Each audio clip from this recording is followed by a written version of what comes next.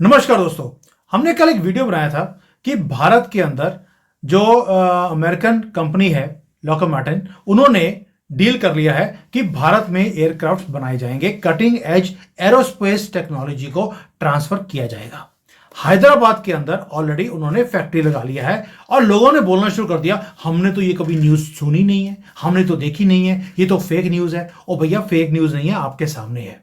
अब कई बुद्धिजीवी और हैं, उन्होंने बोलना शुरू कर दिया F-35 तो कहीं बोला नहीं है उन्होंने कि F-35 भारत में बनेगा। आपने मुझे लगता कभी बिजनेस किया नहीं है। मैं आपको थोड़ा सा एक प्रिंसिपल बताता हूं बिजनेस करने का। बिजनेस कभी भी A से Z नहीं होता है, Z to A होता है। इसका मतलब है आप पहले आखिरी आइटम जो है पहले बनानी शुरू करते हैं, उसके बाद बैकवर्ड आप बनाना शुरू करते हैं। अब एग्जाम्पल देता हूं, भारत के अंदर मोबाइल नहीं बनता था। हम 100% चीजें चाइना से इंपोर्ट करते थे। हमने सबसे पहले जो पैकेजिंग डब्बा होता है बाहर का, जो हम मार्केट से खरीदने जाते हैं, हमने पहले वो बनाना शुरू किया। फिर उसके अंदर एक गत्ते का होता है, वो फोम का बना हुआ जिसके अंदर मोबाइल टिका होता है, फिर हमने उसको बनाना शुरू किया। उसके बाद मोबाइल का कवर बनाना शुरू किया, फिर उसके अंदर के पार्ट्स, अब स्क्रीन, अब पूरा मोबाइल भारत में बनना शुरू हो गया। कुछ पार्ट्स अभी भी हैं, जैसे सेमीकंडक्टर है, अभी बाहर से आ रहा है, उसको भी भारत में बनाने की पूरी मुहिम चल रही है। यानी कि आखिरी आइटम जो है, वो सबसे इंपॉर्टेंट जो सेमीकंडक्टर है, वो आखिर में जाके बनेगा और इस जर्नी को पूरा करने में 10 साल लग गए। वही चीज अब एयरक्राफ्ट के अंदर भी हो रही है। अगर आज टाटा के साथ एक एग्रीमेंट हुआ है, ये अभी जो स्टार्टिंग में मैं बता रहा हूं, it is only for those बुद्धिजीवी जिन्होंने गालियां निकाली हमें, कि टाटा का और लॉकहीड मार्टिन का जो ये एग्रीमेंट हुआ है कटिंग एज एरोस्पेस का, हमने यहां पर जो मेटल बॉन्डिंग है, मेटल टू मेटल बॉन्डिंग है, उसकी फैसिलिटी लगा दी है। ये आखिरी आइटम है एक एयरक्राफ्ट के अंदर। वहां से ये बैकवर्ड चालू होगा। C-130 हम ऑलरेडी प्लेन बना रहे हैं, F-35 भी अब भारत में बनेगा। That is why we are saying you need to read कि 5 साल के बाद जाकर जो काम होगा उसकी नींव हमने आज रख दी है। This is only for your consumption, at least you know. अब हुआ क्या है, हमने ऑलरेडी अमेरिका के जो C-130 उसको एक्सपोर्ट करना शुरू कर दिया। अब एक और बड़ा खुलासा, यूएसए भारत से जो एडवांस्ड आर्टिलरी कैनन्स होती हैं वो खरीदनी शुरू कर दी है उन्होंने।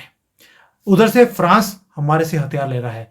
हमारा जो ब्रह्मोस है हमने ऑलरेडी एक्सपोर्ट करना शुरू कर दिए, तेजस के ऑर्डर आने शुरू हो गए हैं। तो यू कैन सी कि जो हम नेट इंपोर्टर थे, आपको जानकर हैरानी होगी, इवन कि जूते तक जो होते हैं आर्मी के, वो हम बाहर से इंपोर्ट करते थे। अब हम दुनिया को जूते मार रहे हैं अपने ही यहां पर बनाकर। ये है हमारा एक डिफरेंस पहले में और अब में। अब आगे और बहुत न्यूज हैं जिसके ऊपर डिस्कशन करेंगे अभी, कि भारत ने इतना बड़ा दबदबा बना लिया एक्सपोर्ट के अंदर, वो भी किसमें, आर्म्ड फोर्सेस में।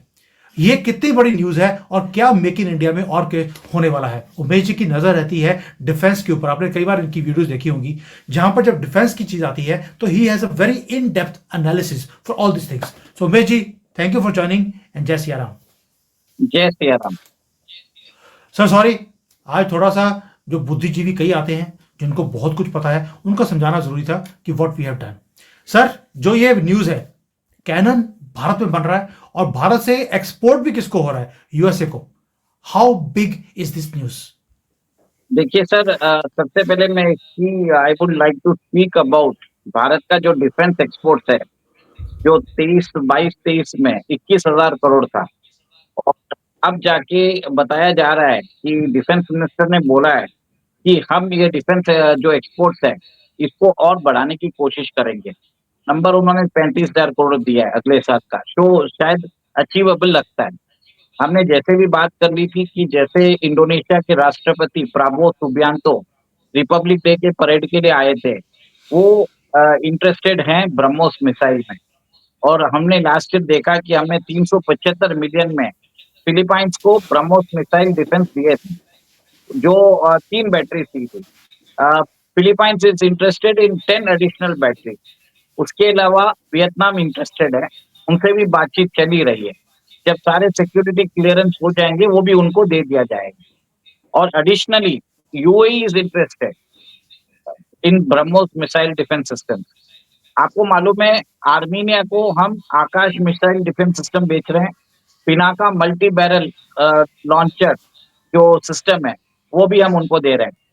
जो आर्मीनिया का दुश्मन है अजरबैजान, उसने कुछ दिन पहले they asked for Indian defence system, जो इंडिया ने मना कर दी।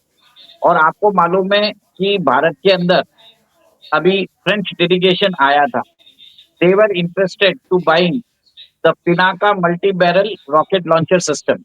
ये यूएस का एक सिस्टम है हाईमार्स, उसको रिप्लेस करने की कोशिश कर रहे हैं, क्योंकि कॉस्ट भारत का बहुत कम है। जो हिडन कॉस्ट है और जो इफेक्टिवनेस है वो कंपैरेबल है, और पर दाम बहुत ही कम है। मतलब आप समझ जाइए, उसमें लॉन्चर और मिसाइल मिला के अगर देखा जाए 1/4 ऑफ द कॉस्ट शायद हो सकता है।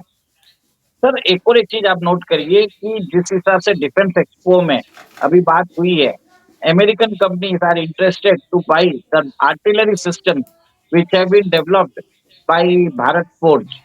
और जो उनकी सब्सिडरी कंपनी है कल्याणी, जैसे आप देख रहे हैं, उनसे बाई करने के लिए रेडी है। और आप ये देखिए, अभी प्रधानमंत्री मोदी जब यूएस गए थे अभी हफ्ते भर पहले, वहां पे रेसिप्रोकल डिफेंस प्रोक्योरमेंट की बात हुई थी, जिसमें अमेरिका बोल रहा है कि आप और हम अपने डिफेंस जो प्रोक्योरमेंट है एक दूसरे को करें, जिसके कारण सप्लाई चेन इंटीग्रेशन हो। आपको मालूम है यूएस के साथ हमने कॉमकासा, लेमोआ और बेका साइन कर दिया है। ये कम्युनिकेशन, लॉजिस्टिक्स और इंफॉर्मेशन शेयरिंग का अग्रीमेंट है। अब क्या हो रहा है, हमने कॉम्पैक्ट अग्रीमेंट साइन किया है, तो इसको बोलते हैं catalysing of military procurement for accelerated technology development. तो मतलब एक तरह से हमारा और उनका सप्लाई चेन इंटीग्रेट हो जाएगा, और इसके कारण American companies will come into India, they will invest into India and they will supply military equipments to all their overseas bases in the Indo Pacific. मतलब अमेरिकन हथियार इंडिया में बनाए जाएंगे for the requirement of India and for the requirement placed by the overseas military bases of America in the Indo Pacific region. तो एक तरह से sir इसी को बोलते हैं मिलिट्री इंडस्ट्रियल कॉम्प्लेक्स। इसी को बोलते हैं कि we will become the part of the American supply chain. Sir यही बात हो रही है, अमेरिका का यही मतलब है। और अगर हम F-35 लेंगे, चलिए सर मानता हूँ कि कॉस्ट ज्यादा है F-35 का, but it is a proven capacity. India will become part of the of NATO as well, unofficially, क्योंकि इतना सब इंटीग्रेशन हो गया और तो कुछ बचा है नहीं। और जब आपको मालूम है चाइना पे हम भरोसा नहीं कर सकते। जो लोग बोलते हैं कि इंडिया और चाइना दोस्त हो सकते हैं, कभी नहीं हो सकते। एक बार इंडिया और अमेरिका हो सकते हैं शॉर्ट टर्म में, जब तक उनके इंटरेस्ट अलाइन होते हैं। इंडिया और चाइना के इंटरेस्ट कभी भी अलाइन नहीं हो सकते, क्योंकि हमेशा कॉन्फ्लिक्ट में रहेंगे। चाहे वो आपने देख लिया 1959 का पंचशील एग्रीमेंट उन्होंने तोड़ा था। सर कुछ भी आपको ये देखना पड़ेगा, आपके पास इमीडिएट थ्रेट कौन है। इमीडिएट थ्रेट आपका चाइना है। आपको सबसे पहले अमेरिका के साथ अलाइन करना पड़ेगा, उनकी डिफेंस कंपनी को आपको इंडिया में अलाउ करना पड़ेगा, हमारी सुरक्षा आपको इम्प्रूव करनी पड़ेगी, ताकि we get the American protection. और जब यहाँ पे हथियार बनना चालू होगा, आप देखेंगे, जैसे आपने देखा है यूएस एड को ट्रंप ने साहब ने डिसमेंटल कर दिया है। और अभी तो उन्होंने ये भी बोल दिया है कि why do we have to interfere in the elections of India. मतलब आप ये सोच लीजिए, उन्होंने ये भी बोल दिया है कि India is the king of the Indian Ocean region, हमें कोई देखने की जरूरत नहीं है। This is actual sovereignty sir, this is the freedom we want. आप 75 साल भले ही जीत गए होंगे, but still foreign forces were operating in India. आप क्या कर सकते थे उनके? इवन मोदी जी कुछ नहीं कर पाए। अब देखिए कि 400 का उन्होंने नारा दिया था, 240 पे आ गए। यही एक चीज होता है sir, this is the confidence building measure. जो यूएस का, जो आप सोचिए सीआईए का जो नेटवर्क था इंडिया में, उसकी फंडिंग बंद कर दी, उसको एक्सपोज कर दिया। जितने भी यहाँ पे जो डीप स्टेट के एजेंट्स हैं, अभी उनको पैसे नहीं मिल रहे हैं। ऐसा हो गया है कि प्रशांत किशोर जिसने बोला था कि वो इलेक्शन कैंपेन मैनेजमेंट में नहीं जाएगा, वापस उसको जाना पड़ रहा है। तो ये सब सोचिए सर, इसमें कितनी बड़ी बात है।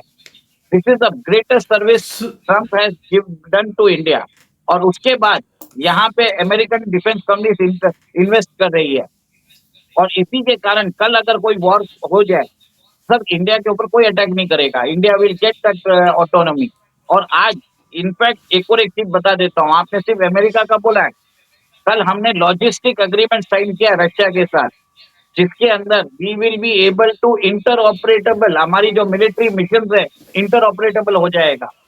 कल अगर प्रॉब्लम हुई रशिया को तो इंडियन फोर्सेस रशिया में जाके लड़ेगी और रशियन फोर्सेस इंडिया में आएंगे। सर आपको अगर वर्ल्ड के दो बेस्ट मिलिट्री पावर्स के साथ आप अगर समझौता कर रहे हैं तो उससे ऊपर क्या चाहिए? यहाँ तक रुक जाइए, अभी मैं एक और एक चीज बता रहा हूँ। इंडिया और इसराइल के बीच में फ्री ट्रेड एग्रीमेंट की बात चल रही है और यहाँ पे हम्म। इसराइल का सबसे बड़ा बिजनेस डेलीगेशन इंडिया आया हुआ है और यहाँ पे उन्होंने 600 प्लस बायलैटरल मीटिंग्स की है। इन्होंने टाटा के साथ, जीएमआर के साथ, नेस्कॉम के साथ मीटिंग्स की है। ये चाहते हैं कि इसराइल टेक्नोलॉजी को इंडियन इकोसिस्टम में एम्बेड किया जाए। डिफेंस के अलावा वो यहाँ पे वाटर इरिगेशन, हेल्थ केयर, सब में अपने को टेक्नोलॉजी शेयर करना चाहते हैं। सर आप सोचिए, जिस कंट्री को यूएस, रशिया और इसराइल का समर्थन मिल जाए तो और क्या चाहिए आपको? और उसके अलावा आपने देखा कि कतर के जो प्रेसिडेंट है वो इधर आ गए, शेख मोहम्मद बिन सलमान के साथ हमारा रिलेशन अच्छा है, यूएई के साथ हमारा रिलेशनशिप अच्छा है। जिस ट्रम्प ने बोला था कि अगर आपने डॉलर को डीडॉलराइज करने की हिमाकत की, मैं आपके ऊपर 150% टैरिफ लगा दूंगा। इंडिया और कतर यूपीआई एग्रीमेंट साइन करते हैं, कतर में भी यूपीआई चलने वाला है। सर इसको बोलते हैं सॉफ्ट पावर, जहां पे ट्रम्प एक तरफ ब्रिक्स को धमकी दे रहा है और वहां पे इंटरनेशनलाइजेशन ऑफ रुपी होता जा रहा है। इसको और क्या चाहिए सर? डेवलपमेंट देखिए, और एक तरह से नया एक्सिस फॉर्म हो रहा है जिसमें India, Israel, Russia, Russia United and states, America. Saudi Arabia, Qatar, ये सब अभी आ रहे हैं। In France, Greece, they are coming together, Jordan, they are all coming together. इसको बोलते हैं आईमेक, IMEEAC हो गया अभी, India middle eastern European Atlantic corridor, to counter the BRI। इसमें रशिया भी पार्ट है, चेन्नई व्लादिवोस्टोक का जो सी रूट है और INSTC को भी वो लोग एक्सपैंड करने की कोशिश कर रहे हैं।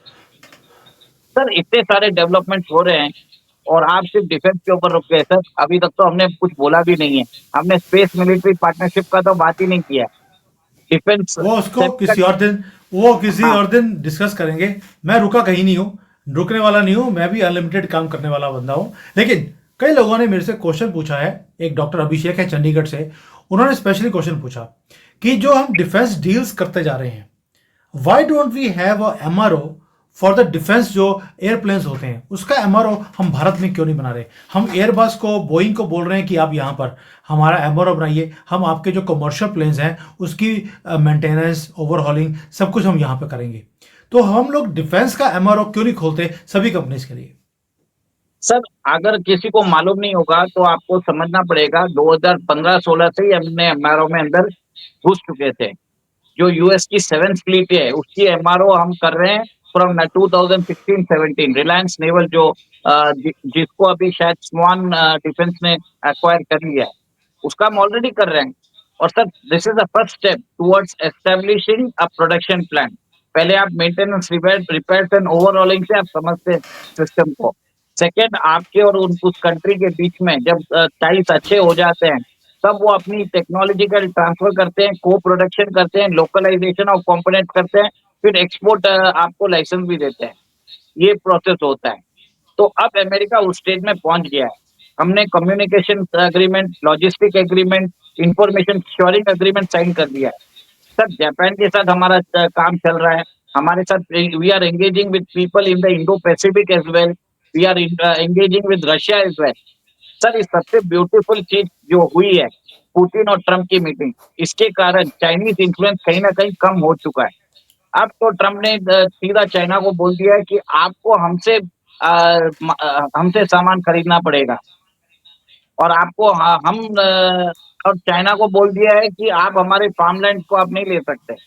और रशिया भी फ्री हो चुका है क्योंकि रशिया की American companies are coming back in Russia. Visa card और मास्टर कार्ड जल्दी ऑपरेशन चालू कर देंगे। अमेरिका और रशिया एक दूसरे के अंदर एम्बेसी खोलने वाले हैं। यूरोप को तो साइड में कर दिया उन्होंने। कल उन्होंने जेलेंस्की को बोल दिया है कि भैया आप ये सब थिएट्रिक्स छोड़ो, या तो चुपचाप मान जाओ, नहीं तो हम आप नेक्स्ट शायद बॉम्ब शायद क्या आपके प्रेसिडेंशियल पैलेस में उड़ जाए, तो इमीडिएटली मान गए सर वो। और आप देखेंगे जल्दी, आप देखेंगे रियाद में मीटिंग होने वाली है, रशिया के ऊपर सैंक्शन हटेंगे और उनके जो $300 बिलियन कंफिस्केट किए थे वो वापस कर दिए जाएंगे। सर आप सोचिए ना सर, अगर जिस वर्ल्ड ऑर्डर की बात कर रहे हैं उसके अंदर now Putin and Trump will define the world री ऑर्डर। और सर आपको मालूम है हम्म। रशिया जो है कोई डिफरेंट नहीं है अमेरिका से, उधर जो है अल्ट्रा ऑर्थोडॉक्स क्रिश्चियन प्रैक्टिसेस होते हैं। और ट्रम्प का जो वोटर बेस है वो भी वो जो बाइबल स्पीकिंग वोटर बेस है। कहीं ना कहीं अलाइनमेंट नजर आ रहा है सर, आपको समझना पड़ेगा। आप जो अगर आप समझ चुके होंगे, मैं आपके शो पे और ज्यादा नहीं बोल सकता। सही सर, यहाँ पर तो आपको मालूम है नो लिमिट टेबल है, you can play as you like, and जो दिल से आवाज निकलती है वही यहाँ पर अलाउड भी है। हमें दिमाग से काम लेने की जरूरत नहीं है, दिल में जो अंदर फीलिंग है that is what we express for our country also and for the betterment of our people also. But yes, the good thing is कि हमारा एक्सपोर्ट्स जो डिफेंस का है बढ़ता जा रहा है। अब अमेरिकन, फ्रेंच, ये वो कंट्रीज हैं जो किसी की दादागिरी को एक्सेप्ट नहीं करती थी, आज हमारे से हमारे हथियार खरीदने शुरू कर दिए। यानी कि उनको विश्वास है कि मोदी है तो मुमकिन है, और मोदी है तो मोदी की गारंटी भी है कि आएगा भी और सही भी आएगा। तो ये एक बहुत अच्छी डेवलपमेंट है, क्योंकि अगर अमेरिका हमारे सामान को खरीदता है तो पूरे दुनिया को लगता है कि भी अमेरिका ने अगर एक्सेप्ट कर लिया तो that means quality is best, हमें अब टेस्ट करने की जरूरत नहीं है, it is just the start. We get the access towards, मतलब इंडिया की टेक्नोलॉजी प्रूवन टेक्नोलॉजी है। और जब अमेरिका खरीदेगा तो 32 नेटो कंट्रीज भी खरीदेंगे, बस आप समझ जाइए। तो जो मोदी जी का टारगेट है कि अगले 2-3 साल में हमने इस एक्सपोर्ट्स को डिफेंस के 1 लाख करोड़ तक पहुंचाना है, ये हम we are on the track of exporting 1 lakh crore of material. मैं बार बार बोलता हूं, मोदी जी का एक विजन है कि जो कुछ हमने गलतियां 75 साल में करी हैं उसको 7 साल में पूरा करना है। 7 बोल रहा हूं, 7 ना कि 60 जो कांग्रेस सर बोलती थी कि एक और हम एक चीज अगले है। 60 साल में, हम अगले 60 साल में 5th लार्जेस्ट इकोनॉमी बन जाएंगे, ये कांग्रेस का टारगेट था। हम कहते हैं 7 ईयर्स में हम पहुंच जाएंगे, बस यही फर्क है, इसी सर को एक और बोलते एक हैं। बात है, एक और एक बात है कि जो कावेरी इंजन का हमने जो बोला था कि इन फ्लाइट टेस्टिंग 55 दिन पहले मोदी जी ने अलाउ कर दिया था, अब उसके अंदर आफ्टर बर्नर्स यूज करके उसकी भी टेस्टिंग की जा रही है। कावेरी इंजन का अ, जो वो पहले वाला वर्जन है वो हम घातक हमारा जो ultra unmanned combat aerial vehicle में उसमें यूज करने वाले हैं। और अभी जो थोड़ा सा इंप्रूवमेंट्स किया है उसमें आफ्टर बर्नर यूज करके 73 केएन का जो टेस्टिंग है वो हम रशिया में चालू करने वाले हैं। और हमको तेजस के अंदर 90 केएन की जरूरत है, और उसके ऊपर भी काम चालू हो गया है। एक में टेस्टिंग का काम चालू हो गया है और दूसरा 90 केएन के लिए डिजाइनिंग का और अपग्रेडेशन का काम भी चालू हो गया है। 73 केएन को रशिया के अंदर यूज किया जाएगा, फिर उसको तेजस के प्रोटोटाइप में यूज किया जाएगा, जो एक तरह से इनिशियल प्रोटोटाइप्स है। वो जब यूज हो गया और उसमें जो अब रिजल्ट्स आएंगे उस रिजल्ट को रख के डेवलप किया जाएगा कावेरी 2.0, जिससे हम 90 केएन का थ्रस्ट शायद आ जाएगा। और जिस हिसाब से 55 दिन में काम हुआ है, जो आप देख सकते हैं इतना सारा डेवलपमेंट हुआ है, तो जल्दी हम देखेंगे 3-4 महीने में शायद कावेरी इंजन पे भी हम शायद एक आपको खुशखबरी दे सकते हैं। कहीं ना कहीं प्राइम मिनिस्टर ऑफिस ने इस बात को अभी तवज्जो दे रहे हैं, वो अपने ये प्रोग्राम को अपने अंदर पीरियोडिक अपडेट्स लेके आ रहे हैं, जिसमें आप देख रहे हैं थिंग्स आर स्टार्टेड रोलिंग है। हम रोज कुछ ना कुछ डेवलपमेंट देखते जा रहे हैं। हमने ऑलरेडी आपके शो पे भी बताया कि बेंगलोर में हमने 130 एएन का ट्विन टेस्टिंग इंजन फैसिलिटी भी ओपन कर दिया है।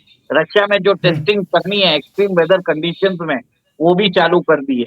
ये सब काम पहले एक एक प्रोसेस 1-1 साल लगते थे, अभी सब 15-20 दिन में चालू हो गया है। नेक्स्ट लेवल फर्क वहां पे है। बस इतना ही बोलूंगा सर। जय सिया राम। जय सिया राम सर।